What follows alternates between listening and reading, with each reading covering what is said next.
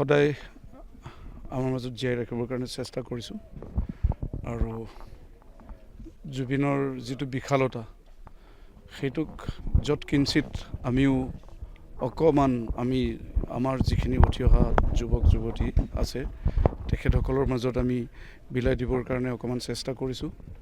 জুবিন যাতে কেতিয়াও হেৰাই নাযায়, জুবিন যাতে সদায় আমাৰ মাজত জীয়াই থাকে তাকেই কামনা কৰিছোঁ। আৰু ন্যায় কথাটো জুবিনক কোনে ন্যায় দিব? জুবিনে অলৰেডি যিখিনি কৰিব লাগে কৰি থৈ গৈছে। যোনে পানিছমেণ্ট পাব লাগে তেখেতসকলে ইতিমধ্যে পানিছমেণ্ট পাই আছে। বাকী আইনীভাৱে বা যিটো এটা ছ'চাইটিৰ আমাৰ সমাজৰ যিটো নিয়ম সেইটো হিচাপত হয়তো মানুহে বিচাৰিছে ন্যায় পোৱাটো আৰু সেইটো আমিও বিচাৰোঁ। আৰু সেইটো কাৰণে আমি অহৰহ আজি এমাহ হৈ গ'ল এটা জুবিনবিহীন আমি এটা জীৱন কটাই আছোঁ আৰু সেইটো আমি কেনেকৈ পাৰ কৰাইছোঁ, দিনে নিশাই আমি কেনেকৈ আছোঁ সেইটো অকল জুবিনেহে জানে। গতিকে তেখেতে হয়তো চাই আছে আমাক দূৰৰ পৰা আৰু আমি সদায় তেখেতৰ যিটো সৰলতা, তেখেতৰ যিটো শুদ্ধ মনৰ যিটো এটা সত্তা, তেখেতৰ যিটো সংযোগ সেইটোক আমি সদায় জীয়াই ৰাখিবৰ কাৰণে যত্ন কৰিম। আৰু মই ভাবোঁ জুবিন আমাৰ মাজত সদায় জীয়াই থাকিব। যিহেতু ছিংগাপুৰৰ যি ইয়েথ পাৰ্টিত যিসকল প্ৰৱাসী অসমীয়া আছিলে সেইসকল যিসকলে সাক্ষ্য দিব আহিছে সেইসকলৰ কোনো অনুশোচনা দেখা নগ'ল, তেওঁলোকে হাঁহি সাক্ষ্য দিব আহিল। কি ক'ব এই ক্ষেত্ৰত আপুনি?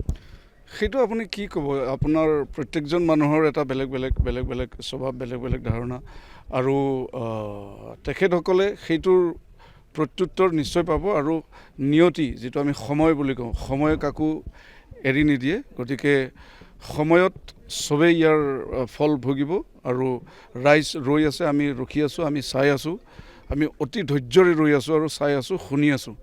গতিকে ইয়াৰ বহিৰ্প্ৰকাশ যাতে নহয়, আমাৰ যিটো ধৈৰ্য সেই বান যাতে আমাৰ ছিগি নাযায় তাৰেই আমি ভগৱানৰ ওচৰত তাৰ কাৰণে প্ৰাৰ্থনা জনাইছোঁ। আৰু জুবিনক ন্যায় দিয়াৰ কথাত মই আকৌ এবাৰ কৈছোঁ যে জুবিনক কোনে ন্যায় দিব? জুবিনে ন্যায় পাবই আৰু জুবিনে অলৰেডি যিখিনি কৰিব লাগে সেইখিনি কৰি থৈ গৈছে। আৰু যিখিনি মানুহে তেখেতৰ লগত তেনেকুৱা ধৰণৰ কাৰ্যত যদি জড়িত হৈছিল, আপোনালোকে দেখিছে তেখেতসকলৰ কি অৱস্থা হৈছে, জেলতো পিছা এৰা নাই। গতিকে ক'ত যাব? গতিকে মানুহে কেতিয়াও সদায় নেৰে। জুবিনে মানুহৰ মাজত জীয়াই আছিলে আৰু সেইটো কাৰণে মানুহে জুবিনক যোনে অন্যায় কৰে মানুহে কেতিয়াও এৰি নিদিয়ে। এইখন আমাৰ গাঁৱতে জুবিন আহি অৱসৰ বিনোদন কৰিছিলে যেতিয়া জীৱিত অৱস্থাত। সেই ক্ষেত্ৰত আপুনি যিহেতু চৰকাৰখনে আজি এমাহ লগালে, মানুহকেইজনক জেলত ভৰাই তেওঁলোকে ক্ষান্ত আছে, আৰু কি বিচাৰিব আপুনি? বা ন্যায় বুলি ক'লে ন্যায় শব্দটো কিমান দিনৰ ভিতৰত বিচাৰিব বা সেই শিল্পী হিচাপে কি বিচাৰিব? এতিয়া এই ক্ষেত্ৰত যিটো দেখা গৈছে যে এইটো অতি সৰল সহজ এটা মানে ন্যায়িক প্ৰক্ৰিয়াৰ মাজেদি হৈ যাব পাৰে একচুৱেলি। এতিয়া কাৰ লাভালাভৰ কাৰণে কোনে কি কৰি আছে সেইটো আমি এতিয়া ক'ব নোৱাৰোঁ এতিয়াই। গতিকে আমি ভাবোঁ যে খুব সোনকালে ক্ষিপ্ৰতাৰে ন্যায় আমাক দিয়ক আৰু আমি আশা ৰাখিছোঁ চৰকাৰৰ বা ন্যায়িক ব্যৱস্থাৰ ওপৰত আমাৰ আস্থা আছে আৰু আমি ভাবিছোঁ তেখেতসকলে খুব সোনকালে আমাক ন্যায় দিব। আৰু যিটো প্ৰক্ৰিয়া যিটো আপুনি কৈছে যে বহু পলম হৈ গ'ল, গতিকে আমি সকলোৱে জানো ভাৰতীয় আইন ব্যৱস্থাটোক যে কেনেকুৱা ধৰণৰ কি চলি থাকে। গতিকে আমি নিৰুপায়, আমি অকল ৰৈ আছোঁ, শুনি আছোঁ, অপেক্ষা কৰি আছোঁ। আকৌ এবাৰ কৈছোঁ যে আমি অতি ধৈৰ্যৰে ৰৈ আছোঁ।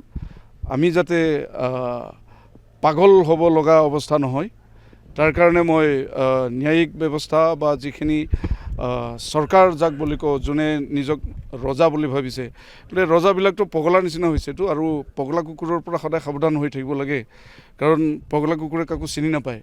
গতিকে মই অনুৰোধ জনাম কোনো যাতে পগলা নহয়, সি প্ৰশাসনেই হওক বা আমাৰ যিখিনি জুবিনক ভাল পোৱা মানুহেই হওক, পগলা হ'ব নালাগে। আৰু জুবিনে ন্যায় পাবই, সেইটো দৃঢ় বিশ্বাস আছে। আৰু যিখিনি মানুহে লুটি পুটি খাইছে জুবিনক, সেইখিনি মানুহে অলৰেডি পানিছমেণ্ট পাইছে। আজিৰ দিনটোত আপোনাৰ কি কাৰ্যসূচী আছে ইয়াত? আমি অতি শ্ৰদ্ধা ভক্তিৰে আৰু অতি অন্তৰেৰে আমি জুবিনক আজি ইয়াত আমি স্থাপন কৰিলোঁ। প্ৰায় এমাহ আমাৰ ইয়াত চিতাভস্ম আছিলে। জুবিনৰ আজি ৰাতিপুৱা 5:30 বজাত আমি একদম ৰাতিপুৱাই তেখেতৰ চিতাভস্ম আমি কুলসী গংগা বুলি কয় যিটো নৈ, সেই নৈত আমি বিসৰ্জন দিছোঁ। তাৰপিছত নাম প্ৰসংগ চলিলে এতিয়া আমি 11 বজাত আমি আমাৰ যিটো স্মৃতিসৌধ আমি এটা প্ৰতীকী চিতাভস্ম আমি যিটো বনাই উলিয়াইছোঁ, সাজি উলিয়াইছোঁ, সেইটো আমি উন্মোচন কৰিলোঁ। ইয়াৰ পিছত আকৌ আমি জাষ্টিছ ফৰ জুবিন গাৰ্গ বুলি পেলাই আমি এটা পেইণ্টিং ছেশ্যন এটা আৰম্ভ কৰিছোঁ। আমাৰ টংলা অঞ্চলৰ গোটেই ষ্টুডেণ্ট বা যিখিনি পেইণ্টাৰ তেখেতসকলে অংশগ্ৰহণ কৰিব আৰু ৰবিৰাম ব্ৰহ্ম ছাৰে অলৰেডি সেইটো অপেনিং কৰিছে।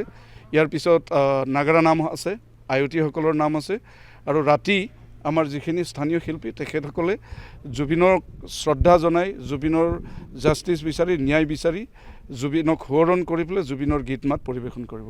যিকোনো খবৰৰ বাবে যোগাযোগ কৰক 7099017330 লগতে 7099017110 নম্বৰত।